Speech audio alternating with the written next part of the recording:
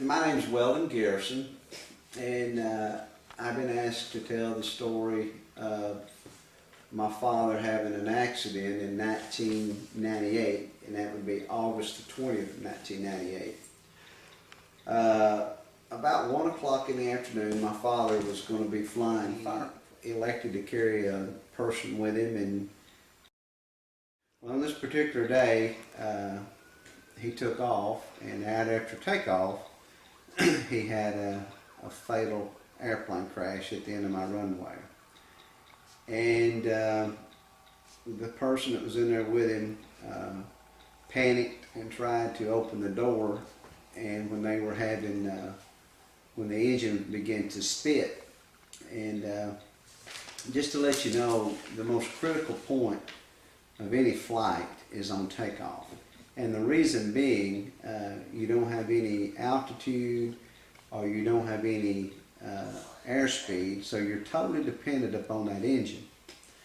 So given that, after the crash and after the funeral and everything, it really bothered me of why this happened.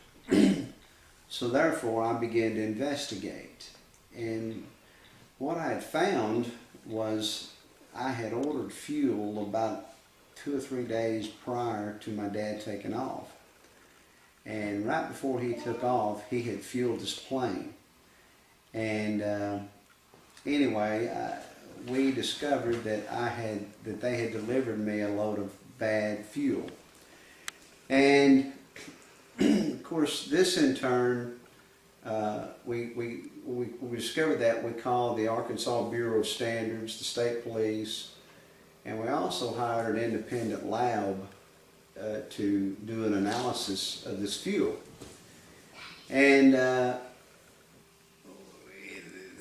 what we discovered was that Daddy had enough good fuel in the system, in the airplane system, to get him up and flying. And when he got about a quarter of a mile off the end of the runway at an altitude of about 100 feet, his airplane began to smother down and die.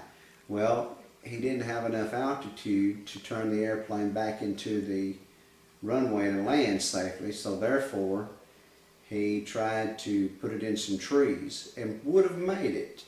But the person, like I said earlier, was in there with him, opened the door, and when he opened the door, it killed the airflow over the tail section, which the tail section is a rudder and an elevator. And when it killed the airflow over the tail section, it put him into a left spin. And when it did, he lost total control of the aircraft and went into a field in a backyard. And like I said, the person in there with him was trying to jump out, and he survived the crash. And the elevator rod went through my dad's heart and killed him instantly. So this person that was in there with him filed a lawsuit against us.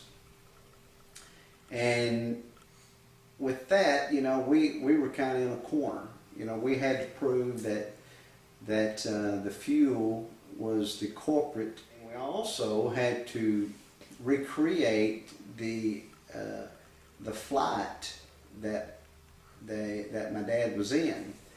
And that particular day, density altitude at this field was 2,500 feet according to the Texarkana Airport. Well, in order to emulate that, we had to carry a plane up of that make and model, of the characteristics, of the weight, up at an altitude of about 2,500 feet. And what we discovered was, when we opened the right-hand door, it killed the aerodynamics of the airplane, and in turn put the airplane into a left spin. Now, we did that at an altitude of 2,500 feet, which left us enough room to recover the airplane from the attitude at which it took by opening the left door, which we were able to shut the door and regain control of the airplane. and you could do that at higher altitude.